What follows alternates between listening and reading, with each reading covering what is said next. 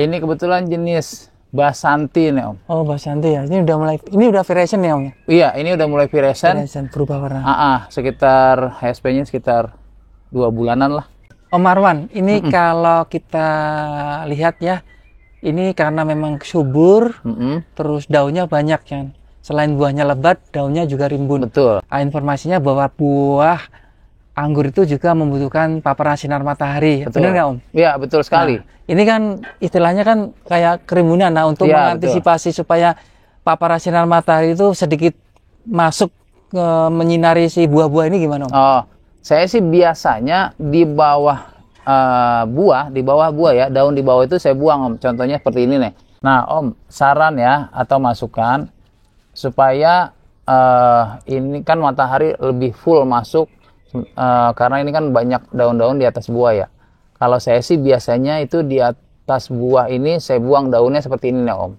Jadi biar mataharinya agak masuk lah ke seperti itu. Nah biasanya kan udah mulai lebih terang dia daripada yang tadi ya.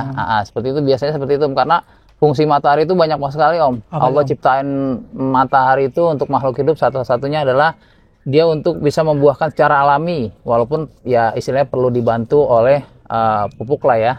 Nah terus kedua dia bisa mempermanis buah Om. Jadi musim hujan itu biasanya rasa buah agak sedikit hambar, tapi kalau musim panas insya Allah manis buahnya itu lebih terasa Om. Jadi unsur gulanya itu lebih naik lah kalau matahari. Nah ketiga matahari itu fungsinya ya tadi itu untuk lebih meminimalisasi jamur yang timbul pada pohon maupun buah kita Om. Jadi kan panas itu kan spora jamur itu nggak mau tumbuh gitu. Paling tidak istilahnya tidak lebih lebih rutin lah kita untuk nyemprot. Jadi biasanya kita kalau musim hujan seminggu 2 kali.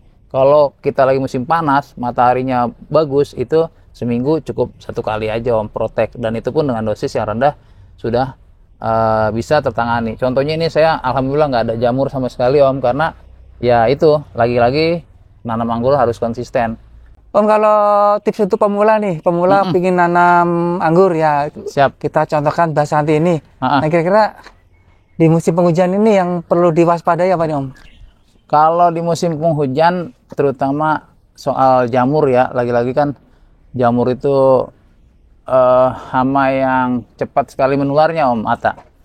Jadi proteksinya itu dengan penyemprotan fungisida yang lebih intensif, dalam artian lebih sering lah gitu. Biasanya saya sih sekitar seminggu 2 kali kalau misalkan musim hujan, apalagi yang tanpa naungan. Saran saya untuk pemula sebaiknya pakai naungan dulu deh gitu. Kenapa? Karena kan kita tropis ya, jadi kita tidak bisa memprediksi kapan hujan itu turun gitu loh, kapan musim panas, hujan. Jadi alangkah sayangnya kalau saat kita pembuahan dia lagi berbunga terus hujan. Nah itu menyebabkan bisa kegagalan karena rontoknya banyak bunga. Om, untuk atap naungan transparan tuh rekomendasinya itu plastik UV atau spandek transparan atau apa Om? Oh, kalau saya sih rekomendasinya tergantung Om. Jadi kalau saya itu kalau untuk kayak di saya ini kan nggak ada pemandangan istilahnya untuk depan rumah lah gitu kan. Jadi saya saranin pakai UV. UV juga baik kan, bagus sekali karena 200 mikron kan ketebalannya dan dia bisa menyerap matahari dengan sempurna lah istilahnya, dan kekuatannya juga lumayan kalau misalkan yang impor gitu Om. Nah kalau misalkan untuk di rumah yang kebetulan rumahnya bagus ya kan, rumahnya mewah lah kasaran gitu, ya saya nyaranin estetik. Saya nyaranin sih pakai solar taf atau solar flat gitu Om. Jadi ketahanan kan sekitar 15 tahun, dan itu juga kalau misalkan plastik UV kan sayang juga gonta-ganti gitu kan, istilahnya seperti itu sih Om. Jadi saya kondisional Om, dimana saya akan memasang atap itu Om. Jadi atap solar tap atau solar flat juga pertumbuhannya lumayan bagus, asal jangan polikarbonat. Beberapa tempat yang saya temui atapnya polikarbonat itu pertumbuhannya kurang bagus Om, karena dia tidak masuk mataharinya. Kurang transparan ya, kurang clear ya? Ya kurang clear juga, dan dia juga ketebalannya itu kan lumayan tebal ya. Jadi nggak masuk matahari, malah nanti dia nimbulin jamur Om. Kalau di tetangga saya itu ada plastik UV itu kan, pakai. Nah itu selalu jebol kalau nggak angin, diinjak-injak sama kucing tuh gimana? Gimana tuh Om ini solusinya? Iya. Nah sebenarnya plastik UV itu kita pasang juga ada tekniknya sih Om. Jadi seperti apa sih Om tekniknya? Jadi kita pasang jangan asal jepit sebenarnya Om. Jadi misalkan kita pakai holo ya, itu kita harus gulung-gulung dulu. Nah, jadi sekuat mungkin, sekencang mungkin, dan kalau bisa pasangnya tuh pada panas, pada siang hari gitu kan, saat matahari terik, jadi dia kan ditarik lebih kencang gitu kan. Memuai ya? Betul. Jadi pas sudah itu kita istilahnya kita lilit-lilit di holonya itu, nah baru kita sekrup. Nah, itu kencang banget. Jadi kalau seperti kita pukul beduk atau gendang. Nah, kalau udah itu, kucing juga lewat dia nggak akan itu, karena kalau misalkan pasangnya nggak bener atau pasangnya nggak kencang, agak ngodoy gitu. Nah itu nanti gendong air jebol gitu. Ada beberapa kejadian lah yang baru pasang sebulan 2 bulan jebol. Kalau ini saya udah pasang, waktu itu saya ganti UV itu udah 5 tahun Om baru ganti. 5 tahun? Iya, lama 5 juga, tahun. ya? Padahal itu lokal Om, bukan yang patan ya, bukan yang itu. Tapi karena pasangnya bagus, pasangnya kencang, jadi dia lebih awet gitu loh Om. Saya lokal yang harganya sekitar 35.000 per meter. Iya, per meter, lebar 3 meter itu sampai 5 tahun saya baru ganti Om. Ini baru ganti nih. Baru ganti setelah saya main anggur 5 tahun gitu. Sekarang sih masuk ke 6 tahun saya budidaya anggur gitu Om. Yang lokal tuh ada merek Jempol gitu Om ya? Iya, betul. Ada beberapa merek tapi juga yang jangan yang terlalu murah juga, karena kan kualitasnya biasanya terlalu murah juga nggak, kurang bagus. Harganya sekitar 35.000 sampai 40.000 itu lumayan bagus. Kalau Fatan kan lumayan ya, di atas 100.000 per meternya. Om, kalau perawatan plastik UV bagaimana Om? Kadang saya lihat tuh di kawan-kawan tuh ada yang berlumut. Nah, Ya mungkin kalau pemasangannya tidak sempurna ada genangan air ya. Nah, yang waktu berapa hari dia ketika udah kering terus ada lumutan. Nah, itu yang menyebabkan lumut ada. Jadi kita mesti harus bersihkan, karena kenapa? Dia ada genangan air. Genangan air itu kan lama-lama dia jadi lumut gitu. Tapi kalau misalnya pasangnya kenceng mah kayaknya ya paling skalanya sebulan atau 2 bulan sekali baru ya sekedar disemprot pakai air, karena kan hanya sekedar debu ya Om. Hanya semprot pakai air dari atas gitu, insya Allah hilang kok Om gitu loh. Saya juga malah jarang sih untuk nyemprot gitu loh. Apalagi kan saya di lantai 2, jadi nggak terlalu nggak terlalu butuh perawatan yang itulah UV-nya. Perlu dibersihkan nggak sih Om secara berkala, misalnya 6 bulan sekali gitu? Ya sebaiknya sih harusnya kalau pas lebih musim kemarau bagus itu, ya, lebih bagus, karena kan dia nempel debu ya. Nah kalau udah nempel debu kan otomatis sinar matahari juga yang berkurang, ya? Masuknya tuh agak berkurang. Jadi berkalanya ya 3 bulan 6 bulan sekali juga nggak apa-apa sih dibersihkan. Kalau perlu, kalaupun mau sering dan nggak terlalu repot, ya sebulan sekali semprot aja Om pakai air yang agak kenceng gitu kan, atau pakai semprotan kita pakai spray elektrik tuh bisa gitu Om. Jadi ngilangin debunya. Om Marwan, ini kalau ngomong-ngomong tentang naungan pasti kan ada jarak antara para anggur dengan atap. Nah, iya. Idealnya gimana sih Om hitungannya itu, berapa senti atau berapa meter gitu? Kalau saya sih paling minim itu sekitar 50 sampai 60 cm itu minimal banget jaraknya tuh. Kalau lebih tinggi lebih bagus, karena buat apa? Untuk sirkulasi keluar masuknya udara. Jadi menghindari jamur gitu loh. Jadi kalau sirkulasinya bagus kan nggak lembab. Jadi keluar masuknya angin itu, nah itu bisa mencegah datangnya jamur gitu Om. Kalau boleh ditarik intisarinya bahwa ketika sirkulasi udaranya lancar, spora-spora jamur itu nggak mau hidup karena kelembapannya rendah. Betul, gitu ya? Karena mataharinya kan menyorot. Sebenarnya kalau sirkulasinya kurang, dia jadi lembab kan di sekitar daun dan pohon, makanya spora-spora jamur mudah berkembang biak gitu ya. Betul Om, apalagi kan istilahnya ini sekarang lagi musim hujan ya kan, jadi kelembapan itu lebih tinggi. Jadi ya solusinya itu jarak antara atap dan rambatan sekali lagi itu minimal banget 50 lah. Kalau saya sih sekitar 60 sentian lah. Jadi 60 cm, nah itu lumayan jaraknya. Kalaupun jaraknya terlalu rapat, satu sirkulasi kurang, terus nanti dia tunas-tunasnya itu akan masuk ke baja ringan atau ke plastik antara lepitan-lepitan itu Om. Karena dia kalau udah sekitar 60 cm dia akan jatuh sendiri gitu. Ini tadinya sebenarnya bukan basanti Om. Ini pohon, lupa saya jenisnya apa ya waktu itu ya. Kalau nggak saya itu banana atau apa. Banana di saya agak kurang, agak susah ya, agak sulit lah berbuahnya.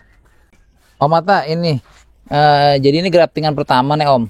Nah ini graftingan pertama ketahuan ya. Nah ini bukan graftingan, dia tumbuh jadi pohon. Terus akhirnya karena kurang, di saya banana agak sulit lah berbuah, walaupun berbuah tapi nggak sedikit. Akhirnya sih ganti kepalanya nih Om. Nah ini dia nih sambungan lagi kan, tahuan dia. Setup working di sini pakai jenis basanti tadi Om. Nah jadi akhirnya saya sambung, ganti kepala lah, kalau bahasa pengangguran itu ganti kepala, top working. Nah ini usia pohonnya kurang lebih baru sekitar 7-8 bulan sih Om. Dari sambungannya? Iya dari sambungan. Tapi kalau akarnya udah berapa lama? Kalau akarnya sih udah sekitar 2 tahun 3 tahunan lah Om. Ini. Kalau pohon yang ini tadi ketahuan apa Om? Apa itu? Ini banana kalau nggak banana salah. ya? Ini banana. Dulu pernah berbuah? Pernah berbuah tapi nggak terlalu banyak Om. Jadi agak, kalau menurut saya ya pribadi, agak kurang genjah kalau banana. Akhirnya saya top working di sini, di tengah sini saya potong kira-kira sekitar ya 80 cm, saya potong, saya sambung sama basanti gitu. Nah basanti ini buah yang udah ketiga kalau nggak salah nih Om.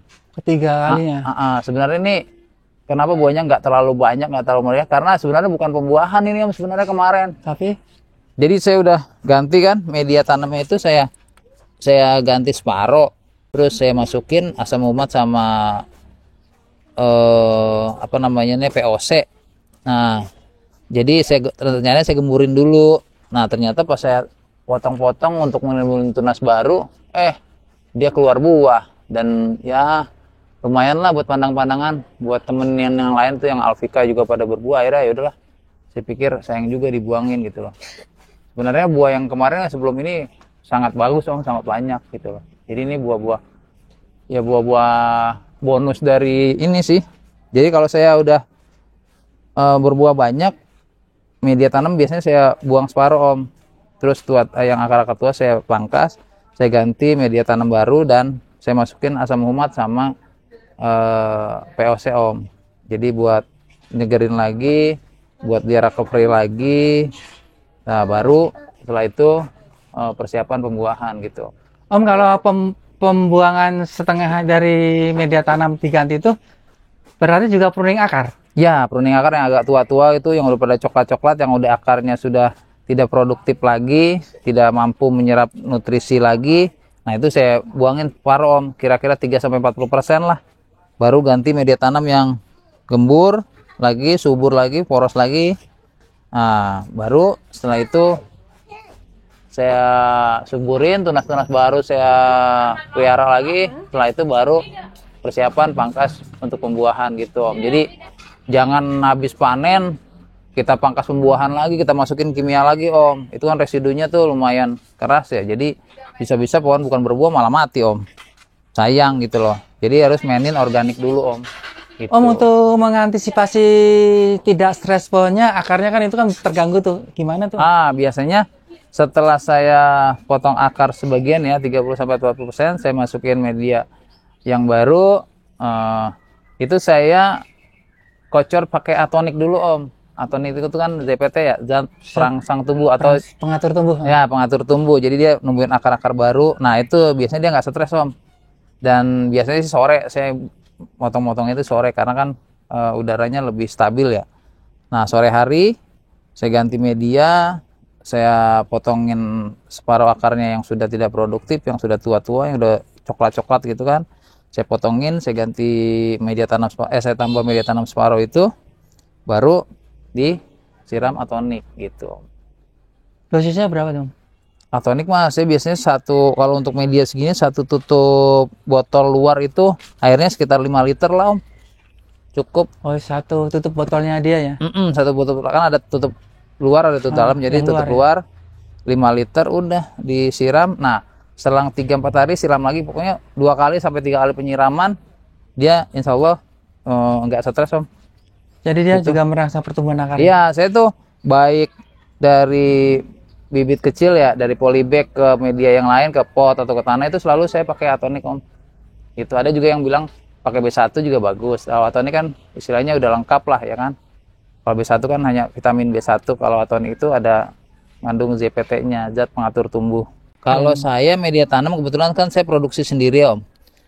Media tanam Hamaris Farm gitu. Tapi kandungannya itu saya ada sekam, ada juga vermikompos, dan juga pakai namanya kompos yang hasil fermentasi Om. Jadi benar-benar matang. Nah contohnya ini udah baru belum lama diganti udah tumbuh-tumbuh gulma gini nih Om. Berarti kan ini tandanya dia memang benar-benar matang, bagus Om gitu. Gulma-gulma gini dia udah, berarti dia nggak panas nih media tanamnya kalau udah tumbuh-tumbuh seperti ini Om. Nah tuh daun-daun kayak gini tuh. Itu aman. Nah tuh ini udah aman. Kalau biasanya kayak kalau udah begini Om, udah. Itu perbandingannya gimana Om? Saya sih biasanya bandingnya satu Om. Saya bandingin satu-satu. Saya jualnya juga per karung Om. Jadi kalau misalkan ada yang mau menanam gitu segala macam, biasanya dia langsung satu paket tuh Om, bibit, media tanam gitu kan istilahnya, sekaligus saya tanemin, dan itu juga saya garansi sampai dia tumbuh dengan bagus Om. Seperti itu. Saya kan juga ada jasa perawatan ya. Pendampingan. Iya, kalau ini supaya kucing nih Om kadang. Nah ini saya biasanya tempat campur ngaduk media tanam saya nih Om. Jadi bahan-bahan yang tadi saya sebutin ya, kayak vermikompos, kayak kompos bekas tanah yang sudah terfermentasi gitu kan, sama sekam. Nah ini saya jadiin satu, saya tumpuk, biasanya saya aduk nih Om di sini, baru setelah itu saya karungin deh untuk siap dipasarkan atau yang pesan-pesan gitu Om, baru saya jual. Jadi satu paket biasanya Om saya media tanam, bibit ya, kunjungan juga bisa kalau misalkan memang butuh pendampingan gitu Om. Sampai berbuah ya Om? Sampai berbuah Om. Jadi kalau garansi saya tanam 2-3 bulan stuck atau tidak tumbuh, saya ganti Om bibit. Om kalau ada yang mau request bikinkan naungan atap, bisa Om, bajaringan gitu bisa? Iya kan, kebun saya namanya Hamaris Farm, jadi menyediakan bibit, media tanam, pembuatan para-para, rambatan, terus narasumber untuk ke kelompok tani atau ke PKK atau segala macam, ke dinas swasta maupun instansi pemerintah, terus juga pendampingan, kunjungan, perawatan, macam-macam pokoknya yang berhubungan dengan anggur Om, saya insya Allah ada jasanya gitu Om. All in lah ya Om ya? Betul sekali Om. Jadi udah lumayan banyak lah customer saya yang alhamdulillah sudah berhasil, sudah senang dia bisa berbuah gitu Om. One stop shopping. Nah itu dia Om. Di Hamaris Farm ada A sampai Z. Palu Gada. Yoi.